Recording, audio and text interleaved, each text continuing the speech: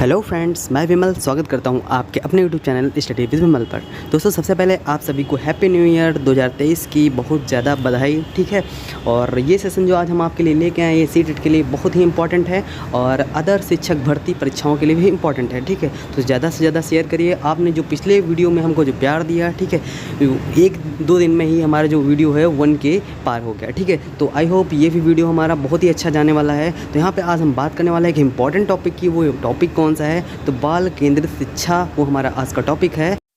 बात करें अगर बाल केंद्रित शिक्षा की, तो बाल केंद्रित शिक्षा का सुझाव सर्वप्रथम भारतीय मनोवैज्ञानिक गिज्जू भाई बदेगा ने दिया, जो कि गुजरात से बिलोंग करते थे, यानी कि गुजरात के रहने वाले थे। अगला पॉइंट है, गिज्जू भाई बदेगा का मानना था परंपरागत शिक्षा प्रणाली शिक्षक केंद्रित व सत्तावादी है, अर्थात एक शिक्षक अपने द्वारा बनाए गए पाठ्यक्रम और अपने द्वारा निर्धारित किए गए समय आदि के द्वारा शिक्षा प्रदान करता है, जो कि मनोवैज्ञानिक नहीं है। इनका मानना था जो शिक्षा है वो कैसी होनी चाहिए? बाल केंद्रित होनी चाहिए और मनोवैज्ञानिक होनी चाहिए। ठीक है, तो अगले पॉइंट में हम बात करते हैं। गिज्जू भाई बदेगा का मानना था कि शिक्षा व्यवस्था ऐसी होनी चाहिए कि जिसमें केंद्र में बालक हो, अर्थात वह शिक्षा व्यवस्था जिसमें बालक को केंद्र में रखकर शिक्षा प्रदान किया जाए। ठीक है, उसे हम बाल केंद्रित शिक्षा कहते हैं। आपको बाल केंद्रित शिक्षा का मतलब समझ में आ गया होगा। अब शिक्षक केंद्रित शिक्षा वो होती है जिसमें क्या होता है, शिक्षक बीच में रहकर अपने चारों ओर क्या करता है, बच्चों पे राज करता है, अपने अकॉर्डिंग सारी चीज़ें उनको प्रोवाइड करता है। और बाल केंद्रित शिक्षा का मतलब यह है कि बालक को बीच में रखा जाए और शिक्षक चारों ओर से हो, यानी कि जैसा वो चाहेगा, जिस प्रकार से चाहेगा उस प्रकार से वो पढ़ाई करेगा, उस प्रकार से अपनी लर्निंग करेगा। ठीक है फ्रेंड्स, तो ये इसका मतलब है। फ्रेंड्स, आगे हम बात करते हैं बाल केंद्रित शिक्षा के उद्देश्यों के बारे में कि कौन कौन से उद्देश्य बाल केंद्रित शिक्षा के हैं। तो बाल केंद्रित शिक्षा के उद्देश्य जो पहला है, बालक की आवश्यकताओं को जानना और आवश्यकताओं को पूरा करना। उनकी आवश्यकताओं को सबसे पहले क्या होगा, जानना होगा और इसके बाद उनको पूरा करवाने के लिए थोड़ा सा प्रयास करना होगा। ठीक है, और अगला जो पॉइंट है, व्यक्तिगत भिन्नता को ध्यान में रखा जाए। व्यक्तिगत भिन्नता का मतलब यह है कि कई सारे बच्चे होते हैं, कुछ कमज़ोर होते हैं, कुछ बहुत अच्छे होते हैं, कुछ मिडिल क्लास में होते हैं, तो उनकी व्यक्तिगत भिन्नता को पहचान कर उन पे ध्यान दिया जाएगा। ठीक है, अगला जो पॉइंट है, करके सीखने को बढ़ावा देना, यानी कि लर्निंग बाय डूइंग, यानी कि कोई भी काम वो करेगा तो वो करके अपने आप स्वयं से वो करेगा, या नहीं कि आपने उसकी कॉपी में राइट कर दिया, उसे खुद करवाएंगे। ठीक है, तब वो जाके वो करेगा।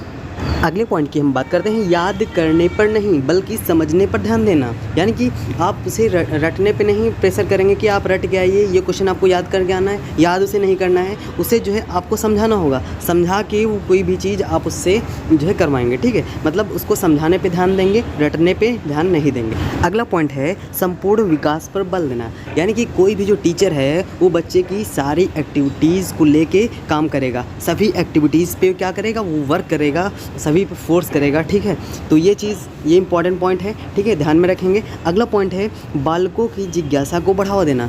बालक किस में इंटरेस्ट ले रहा है, कौन से फील्ड में इंटरेस्ट ले रहा है, वो इंजीनियरिंग में जाना चाह रहा है या फिर मैथमेटिक्स में वो इंटरेस्ट ले रहा है, बायोलॉजी में इंटरेस्ट ले रहा है, जिस भी चीज़ में वो इंटरेस्ट ले रहा है उसमें आपको उसको बढ़ावा देना है। ठीक है, आगे हम बात करने वाले हैं बाल केंद्रित शिक्षा में शिक्षा के स्वरूप के बारे में। कैसा शिक्षा का स्वरूप होना चाहिए, कुछ इंपॉर्टेंट पॉइंट है, उन्हें नोट डाउन कर लीजिएगा। बहुत ही इंपॉर्टेंट पॉइंट है, एग्जाम में सीधे सीधे क्वेश्चन ऐसे टपकता है। ठीक है, तो शिक्षक एवं छात्र का व्यवहार कैसा होना चाहिए? मित्रवत होना चाहिए। मित्रवत क्यों होना चाहिए? क्योंकि जब शिक्षक और छात्र का व्यवहार मित्रवत होगा, जो छात्र है उसके अंदर हेजिटेशन बिल्कुल नहीं होगा, वो सारी चीज़ें आपसे एकदम ओपनली शेयर कर सकेगा, तो आप उसके प्रॉब्लम्स के अकॉर्डिंग आप उसे सजेशन दे सकेंगे, क्या वो करे, कैसे करे। ठीक है, तो इसलिए पहला पॉइंट इंपॉर्टेंट हो जाता है। दूसरा पॉइंट है, पाठ्यक्रम बालकों की आवश्यकताओं और रुचियों पर आधारित होना चाहिए, यानी कि जो बालक जिस चीज़ में रुचि ले रहा हो, पाठ्यक्रम उसी से रिलेटेड होना चाहिए। ठीक है, तो ये इंपॉर्टेंट पॉइंट हो जाता है। आगे बात करते हैं, NCF 2005 के अनुसार कुछ इंपॉर्टेंट पॉइंट है, उन्हें आप नोट डाउन कर लीजिए। एग्जाम में यहाँ से क्वेश्चन 100% आना है।